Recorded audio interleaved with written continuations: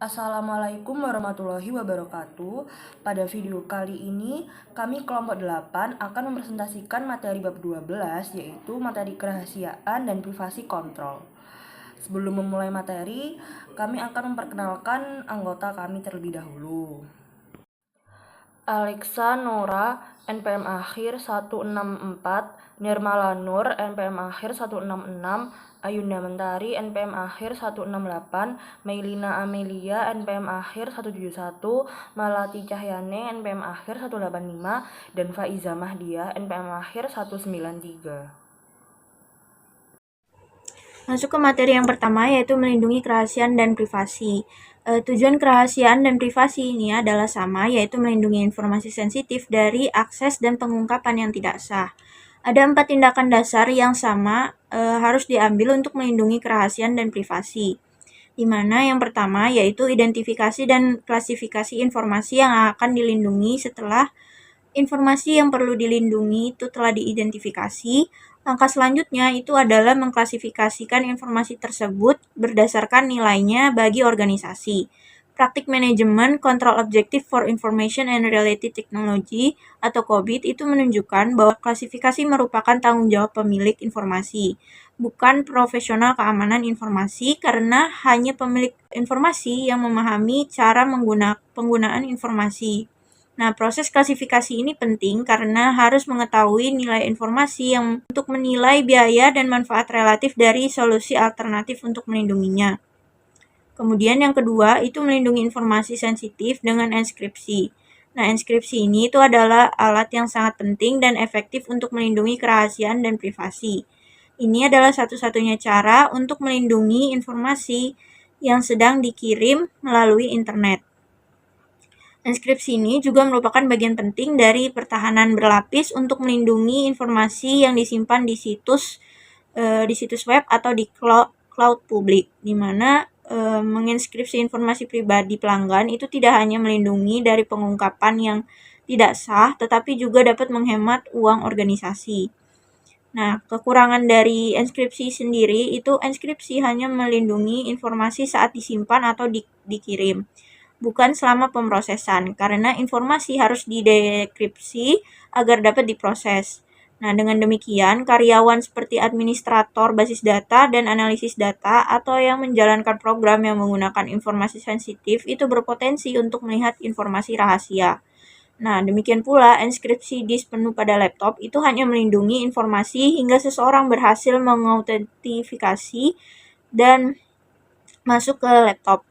Nah, enskripsi itu juga tidak melindungi informasi saat ditampilkan di monitor atau dicetak dalam laporan. Akibatnya, melindungi kerahasiaan dan privasi itu memerlukan penerapan prinsip pertahanan yang berlapis. Controlling access to sensitive information. Peran perangkat lunak information, rights management, IRM, dan data loss prevention, DLP, dalam melindungi informasi sensitif. IRM mengontrol akses dan tindakan pada dokumen, sedangkan DLP mencegah komunikasi keluar yang tidak sah. Masking data melindungi data pribadi dalam pengembangan dan pelatihan karyawan sangat penting untuk mencegah penyalahgunaan. Kontrol akses fisik dan metode pembuangan yang amat sangat penting dalam melindungi informasi sensitif. Tinjauan rutin terhadap kontrol akses diperlukan untuk menangani ancaman teknologi baru, terutama dalam lingkungan VoIP dan POP, di mana enskripsi dan taktik penyimpanan data yang tepat sangat penting untuk mengurangi risiko. Selanjutnya, training. Pelatihan bisa dibilang merupakan kontrol paling penting untuk melindungi kerahasiaan dan privasi. Karyawan perlu mengetahui informasi apa yang dapat mereka bagikan dengan pihak luar dan informasi apa yang perlu dilindungi. Dengan pelatihan yang tepat, karyawan dapat memainkan peran penting dalam melindungi kerahasiaan informasi organisasi dan privasi informasi pribadi yang sensitif tentang pemasok, pelanggan, dan tentang karyawan itu sendiri. Misalnya, jika seorang karyawan memahami skema klasifikasi data organisasi mereka, mereka dapat mengenali situasi di mana informasi sensitif belum dilindungi dengan baik dan secara proaktif mengambil tindakan terbaik yang tepat dan memberikan dampak positif bagi perusahaan. Lanjut ke materi selanjutnya, ada peraturan privasi dan prinsip privasi yang diterima secara umum. Yang pertama ada GDPR Uni Eropa dan hukum AS. Nah, salah satu peraturan privasi yang paling ketat dan paling luas jangkauannya itu adalah peraturan privasi data umum atau GDPR Uni Eropa. Nah, GDPR ini mengenakan denda yang sangat besar hingga 4% dari pendapatan global untuk masalah seperti tidak memperoleh persetujuan dengan benar untuk mengumpulkan dan menggunakan informasi pribadi atau tidak dapat mendokumentasikan bahwa organisasi telah mengambil pendekatan proaktif untuk melindungi privasi. GDPR itu mengharuskan organisasi untuk memberitahu regulator dalam waktu 72 jam setelah menemukan pelanggaran, memberi orang hak akses ke data yang dimiliki organisasi tentang mereka, koreksi kesalahan dalam data yang disimpan tersebut, penghapusan informasi pribadi yang disimpan tentang mereka, dan pencabutan persetujuan untuk menjual atau membagikan informasi mereka dengan organisasi lain. GDPR ini mempengaruhi organisasi manapun yang mengumpulkan dan menyimpan informasi tentang penduduk Eropa, yang berarti memberlakukan persyaratan khusus pada organisasi untuk melindungi privasi informasi pribadi pelanggan mereka. Selanjutnya, saya akan menjelaskan mengenai prinsip privasi yang diterima secara umum, yakni digunakan untuk mengidentifikasi dan mendefinisikan 10 praktik terbaik yang diakui secara internasional untuk melindungi privasi informasi pribadi pelanggan. Yang pertama ada manajemen. Organisasi itu perlu menetapkan serangkaian prosedur dan kebijakan untuk melindungi privasi informasi pribadi yang mereka kumpulkan dari pelanggan, serta informasi tentang pelanggan yang diperoleh dari pihak ketiga seperti biro kredit. Mereka harus menetapkan tanggung jawab dan akuntabilitas untuk menerapkan kebijakan dan prosedur tersebut kepada orang atau sekelompok karyawan tertentu. Kemudian yang kedua adalah pemberitahuan.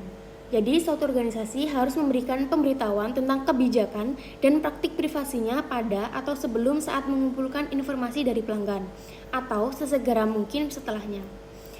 Jadi, pemberitahuan tersebut harus menjelaskan dengan jelas informasi apa yang sedang dikumpulkan, alasan pengumpulannya, dan bagaimana informasi tersebut nantinya akan digunakan. Kemudian yang ketiga ada pilihan dan persetujuan. Organisasi harus menjelaskan pilihan yang tersedia bagi individu dan memperoleh persetujuan mereka sebelum pengumpulan dan penggunaan informasi pribadi mereka. Dan sifat pilihan yang ditawarkan di setiap negara itu berbeda-beda. Kemudian yang keempat ada pengumpulan. Suatu organisasi harus mengumpulkan hanya informasi yang diperlukan untuk memenuhi tujuan yang dinyatakan dalam kebijakan privasinya. Satu masalah khusus yang menjadi perhatian adalah penggunaan cookie di situs web. Cookie adalah berkas teks yang dibuat oleh situs web dan disimpan di hard disk pengunjung. Cookie menyimpan informasi tentang apa yang telah dilakukan pengguna di situs tersebut. Sebagian besar situs web membuat beberapa cookie perkunjungan untuk memudahkan pengunjung menavigasi ke bagian situs web yang relevan. Disebut sebagai persetujuan implisit karena perusahaan dapat berasumsi bahwa pengumpulan dan penggunaan informasi pribadi pelanggan diperbolehkan, kecuali mereka secara tegas menolaknya. Penting untuk dicatat bahwa cookie adalah sebuah berkas teks yang mana tidak dapat melakukan apapun selain menyimpan informasi. Namun, cookie berisi informasi pribadi yang dapat meningkatkan risiko pencurian identitas dan ancaman privasi lainnya. Kemudian yang selanjutnya ada penggunaan penyimpanan dan pembuangan. Organisasi harus menggunakan informasi pribadi pelanggan hanya dengan cara yang dijelaskan dalam kebijakan privasi yang dinyatakan dan menyimpan informasi tersebut hanya selama diperlukan untuk memenuhi tujuan bisnis yang sah. Jadi, jika informasi tersebut tidak lagi berguna, informasi tersebut harus dibuang dengan cara yang aman. Yang artinya organisasi perlu membuat kebijakan untuk memastikan bahwa semua perangkat seperti desktop, laptop, tablet, mesin fotokopi, dan lain-lain yang telah digunakan untuk menyimpan informasi pribadi itu akan disanitasi dengan benar dan menghapus semua informasi yang tersimpan di perangkat tersebut secara aman sebelum membuangnya. Kemudian yang keenam adalah akses. Suatu organisasi harus memberi individu kemampuan untuk mengakses, meninjau, dan mengoreksi informasi pribadi yang tersimpan tentang mereka. Kemudian yang ketujuh ada pengungkapan kepada pihak ketiga. Jadi organisasi harus mengungkapkan informasi pribadi pelanggan mereka kepada pihak ketiga hanya dalam situasi dan cara yang dijelaskan dalam kebijakan privasi organisasi dan hanya kepada pihak ketiga yang memberikan tingkat perlindungan privasi yang sama dengan organisasi yang awalnya mengumpulkan informasi tersebut. Kemudian yang ke-8 ada keamanan. Suatu organisasi harus mengambil langkah-langkah yang wajar untuk melindungi informasi pribadi pelanggannya dari kehilangan atau pengungkapan yang tidak sah, seperti kebocoran. Memang tidak mungkin untuk melindungi privasi tanpa keamanan informasi yang memadai. Oleh karena itu, organisasi itu harus menggunakan berbagai kontrol pencegahan, deteksi, dan korektif untuk membatasi akses ke informasi pribadi pelanggan mereka. Kemudian yang ke-9 ada kualitas. Organisasi harus menjaga integritas informasi pribadi pelanggan mereka dan menggunakan prosedur untuk memastikannya cukup akurat. Kemudian yang terakhir ada pemantauan dan penegakan. Organisasi harus secara berkala memverifikasi bahwa karyawannya mematuhi kebijakan privasi yang telah ditetapkan.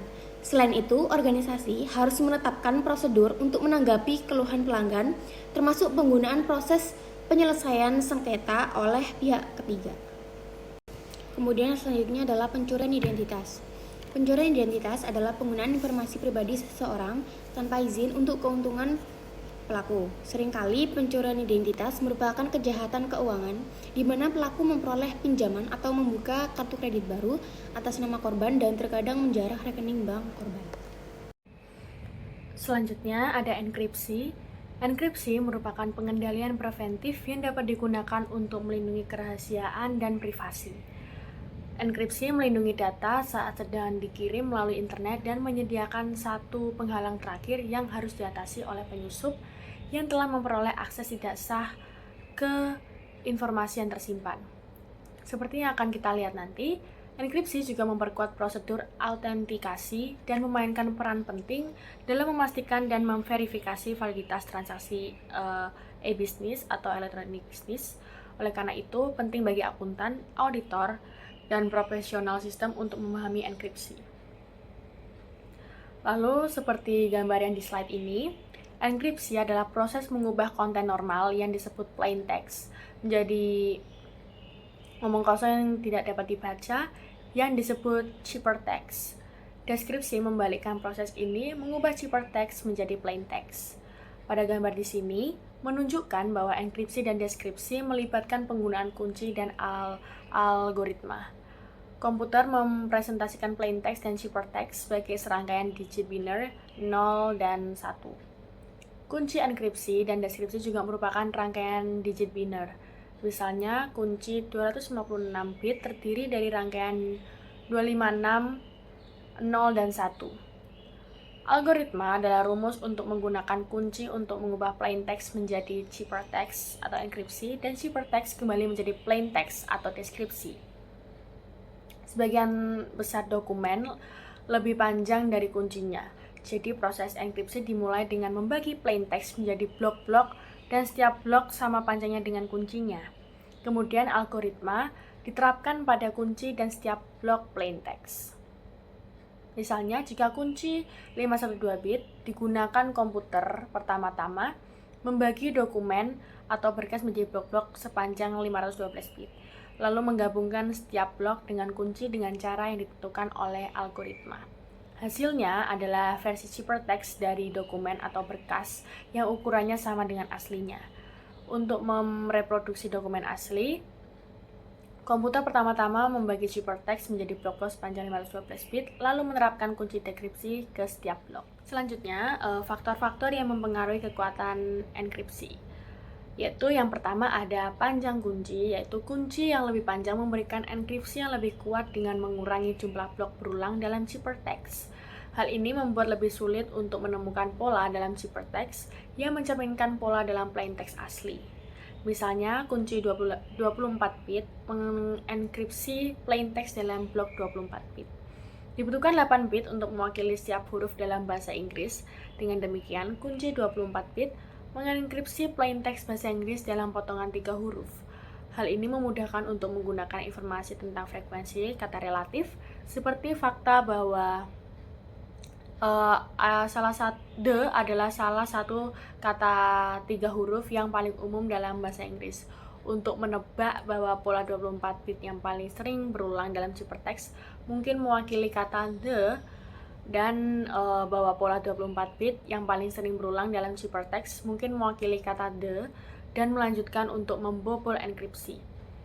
Itulah sebabnya sebagian besar kunci enkripsi panjangnya setidaknya 256 bit sesuai dengan 32 huruf Inggris dan seringkali 1024 bit atau lebih panjang. Yang kedua ada algoritma enkripsi. Sifat algoritma yang digunakan untuk menggabungkan kunci dan teks biasa itu penting. Algoritma yang kuat sulit jika tidak mustahil untuk dipecahkan dengan menggunakan teknik tebakan brute force. Kerahasiaan telah diperlukan untuk kekuatan. Memang prosedur yang digunakan oleh algoritma enkripsi yang paling diterima dan banyak digunakan tersedia untuk umum. Kekuatannya bukan karena kerahasiaan prosedurnya, tetapi karena fakta bahwa prosedur tersebut telah diuji secara ketat dan terbukti mampu menahan serangan tebakan brute force. Yang terakhir, yang ketiga, ada kebijakan untuk mengelola kunci kriptografi. Pengelolaan kunci kriptografi seringkali merupakan aspek yang paling rentan dalam sistem enkripsi. Tidak peduli seberapa panjang kunci tersebut atau seberapa kuat algoritma enkripsi, jika kunci tersebut telah dicuri, enkripsi tersebut dapat dengan mudah dipecahkan. Oleh karena itu, kunci kriptografi harus disimpan dengan aman dan dilindungi dengan kontrol akses yang kuat. Praktik terbaik meliputi yang pertama ada tidak menyimpan kunci kriptografi di browser atau berkas lain yang dapat diakses dengan mudah oleh pengguna lain dari sistem tersebut. Yang kedua ada menggunakan frasa sandi yang kuat dan panjang untuk melindungi kunci tersebut. Selanjutnya ada jenis sistem enkripsi. Pada tabel nanti di slide selanjutnya, membandingkan dua tipe dasar sistem enkripsi. Sistem enkripsi simetris menggunakan kunci yang sama untuk mengenkripsi dan mendekripsi. AES adalah contoh sistem enkripsi simetris. Sistem ini umumnya disertakan dalam sebagian besar sistem operasi.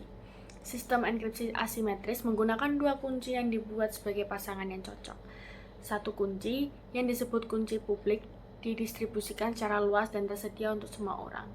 Yang lain, yang disebut kunci pribadi, dirahasiakan dan hanya diketahui oleh pemilik pasangan kunci tersebut. RSA dan kriptografi, kurva eliptik adalah contoh sistem enkripsi asimetris. Oke, di tabel ini yaitu tabel perbandingan sistem enkripsi simetris dan asimetris seperti yang sudah saya jelaskan di slide sebelumnya.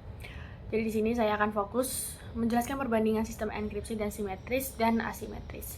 Jadi yang pertama, di enkripsi simetris yaitu jumlah kunci, yaitu satu kunci rahasia yang sama digunakan untuk mengenkripsi dan mendeskripsi itu yang disimetris.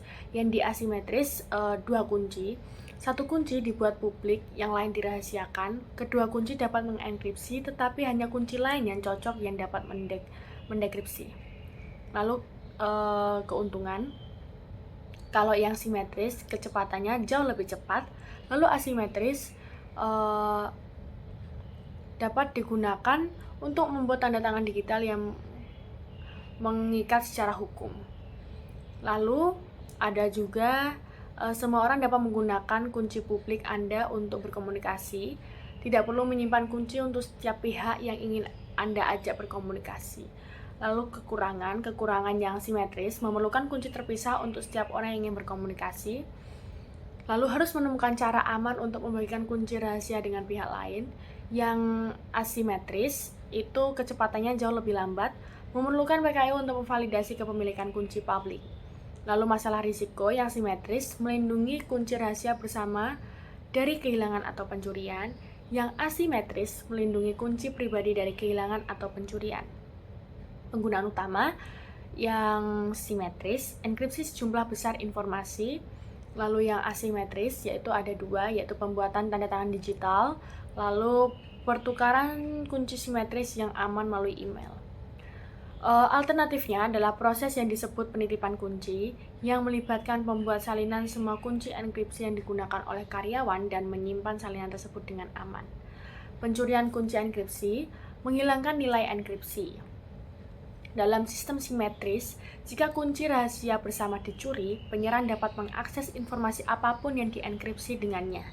Dalam sistem asimetris, kunci publik dimaksudkan untuk didistribusikan secara luas, tetapi kunci privat harus disimpan dengan aman.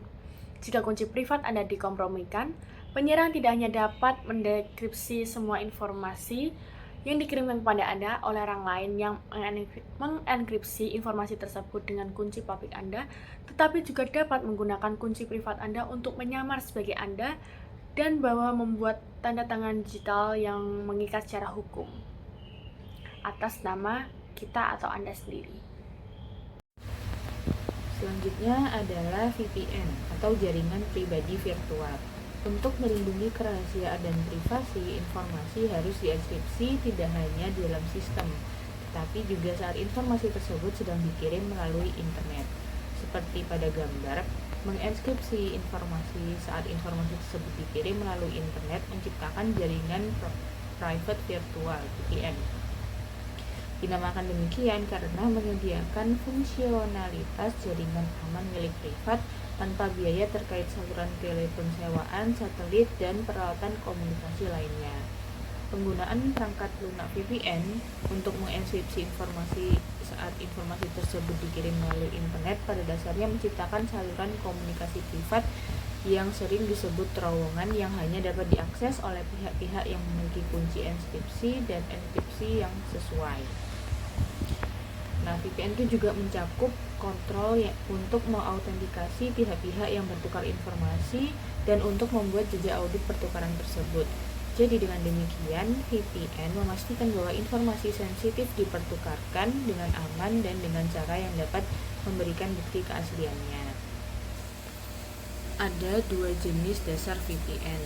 Jenis pertama menggunakan browser, menginskripsi lalu lintas dengan SSL atau TLS, protokol yang sama yang menghasilkan simbol gembok yang sudah dikenal setiap kali kita berbelanja di daring atau melakukan transaksi perbankan.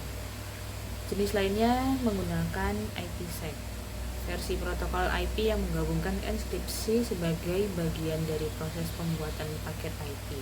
Kedua jenis VPN menyediakan cara yang aman untuk bertukar informasi sensitif melalui internet, meskipun di sisi lain menimbulkan masalah bagi komponen keamanan informasi lainnya.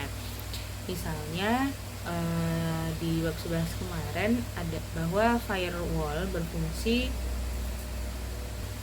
dengan memeriksa isi paket, namun firewall tidak dapat memeriksa paket yang dienkripsi.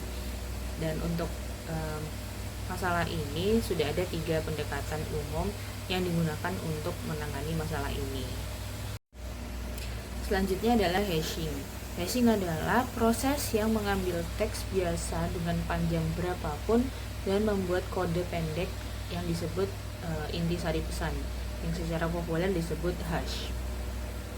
Jadi misalnya algoritma SHA-256 membuat hash 256 bit terlepas dari ukuran teks biasa aslinya. Nanti di tabel menunjukkan bahwa hashing berbeda dengan enskripsi dalam 2 aspek penting. Yang pertama, enskripsi selalu menghasilkan teks sandi yang berukuran mirip dengan teks biasa aslinya. Tetapi hashing selalu menghasilkan hash dengan panjang tetap pendek, terlepas dari ukuran teks biasa aslinya. Perbedaan kedua adalah bahwa teks enskripsi dapat dideskripsi sehingga memulihkan teks biasa aslinya, tetapi tidak mungkin untuk mengubah hash itu kembali ke teks biasa aslinya. Jadi kalau mengirim hash kepada seseorang itu bukan cara untuk melindungi kerahasiaan atau privasi, karena penerima itu tidak akan bisa memulihkan informasi apapun dari hash tersebut. Akan tetapi ada properti penting dari algoritma hashing yang membuat berguna untuk mengirim hash dokumen ke pihak lain bersama dengan dokumen asli tersebut. Berikut perbandingan hashing dan enskripsi seperti yang tadi dijelaskan. Jadi di hashing, input dengan ukuran apapun, sepanjang apapun itu akan menghasilkan output dengan ukuran yang sama. Sedangkan di enskripsi, ukuran keluaran itu kira-kira sama dengan di masukkan ukuran. Jadi misalnya dokumen satu kalimat itu menjadi dokumen transkripsi satu kalimat, dokumen satu halaman menjadi dokumen transkripsi satu halaman, dan sebagainya. Yang kedua, fungsi satu arah. Jadi kalau di hashing itu tidak dapat dibalik atau dipulihkan dokumen aslinya. Sedangkan di enkripsi itu reversible, jadi dapat mendeskripsi kembali menjadi plain text. Digital Certificate and Public Key Infrastructure atau sertifikat digital dan kunci publik infrastruktur, untuk definisinya sendiri yaitu merupakan sebuah dokumen elektronik yang berisi kunci publik suatu entitas dan mengesahkan identitas pemilik kunci publik tertentu tersebut. Untuk fungsinya itu sama seperti SIM atau paspor. Nah, SIM atau paspor ini diterbitkan oleh pihak independen yang terpercaya atau pemerintah dan menggunakan mekanismenya ini seperti hologram dan tanda air untuk membuktikan keasliannya. Untuk Certificate Authority, yaitu Digital Certificate diterbitkan oleh suatu organisasi yang bisa disebut juga dengan otoritas sertifikat dan berisi tanda tangan digital otoritas sertifikat untuk membuktikan keasliannya. Biasanya, menerbitkan sertifikat digital ini ditujukan untuk penggunaan e-bisnis. Otoritas sertifikat ini mengenakan biaya untuk menerbitkan sepasang kunci publik dan pribadi dan mengumpulkan bukti untuk memverifikasi identitas yang diklaim dari orang atau organisasi yang membeli kunci tersebut, dan sertifikat digital ini sesuai. Nah, sistem penerbitan pasangan kunci publik dan privat ini serta sertifikat digital terkait ini disebut juga dengan infrastruktur kunci publik atau PKI, yaitu Public Key Infrastructure. Blockchain atau rantai blok. Blockchain sendiri ini merupakan buku besar terdistribusi dari dokumen khas dengan salinan yang disimpan di beberapa komputer. Karakteristik penting dari blockchain adalah tidak dapat diubah secara sepihak oleh suatu entitas. Namun, mayoritas peserta atau otoritas terpusat yang menjalankan blockchain non-public dapat setuju untuk mengubah blockchain. Oke, baik, di sini ada suatu gambar 12.6 bagaimana hashing memperbarui blockchain. Untuk langkah pertama adalah dengan mengumpulkan sejumlah dokumen dan menghitung nilai hash untuk setiap dokumen. Pasangan hash tersebut kemudian dirangkai bersama dan hasilnya kemudian dihash. Ini diulang hingga hanya satu hash rate untuk seluruh blok yang telah dibuat.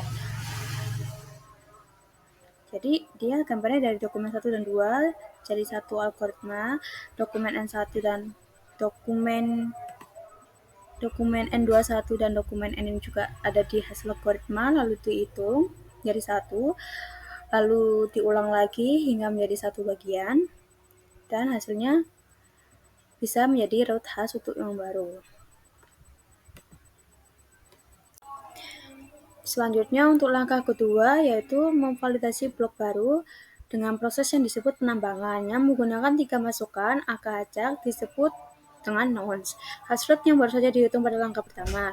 Dari hashrate dari blok yang paling baru divalidasi dalam rantai untuk menghasilkan nilai hash header yang dimulai dengan jumlah nol awal yang ditentukan. Jumlah nol awal bersifat acak dan disetujui oleh semua peserta dalam jaringan blockchain tertentu. Misalnya, jaringan blockchain yang terdiri dari semua anggota dalam rantai pasukan produsen mungkin dirancang untuk mengharuskan hash header yang memvalidasi blok harus dimulai dengan 6 nol awal. Dalam kasus tersebut, penambangan akan melibatkan pembuatan nol secara berulang dan kemudian melakukan hashing terhadap kombinasi. Yang pertama nonce tersebut, lalu yang kedua hasil dari blok terbaru, dan ketiga hasil dari blok terakhir yang divalidasi dalam rantai hingga ditemukan nonce yang menghasilkan hash header dengan 6 angka 0 di depan. Setelah nilai hash header tersebut dihasilkan, nilai tersebut menjadi nilai hash validasi blok yang akan disimpan di header blok transaksi baru ini. Akhirnya, blok yang baru divalidasi ditambahkan ke akhir. Akhirnya, blok yang baru divalidasi ditambahkan ke akhir rantai yang ada. Nah, di sini langkah 3A, tambahkan blok baru ke rantai yang ada. Dan kemudian rantai yang diperbarui disalin ke semua peserta lain dalam jaringan blockchain yang langkah 3B pada gambar 26. Proses ini kemudian diulang untuk setiap blok dokumen yang baru.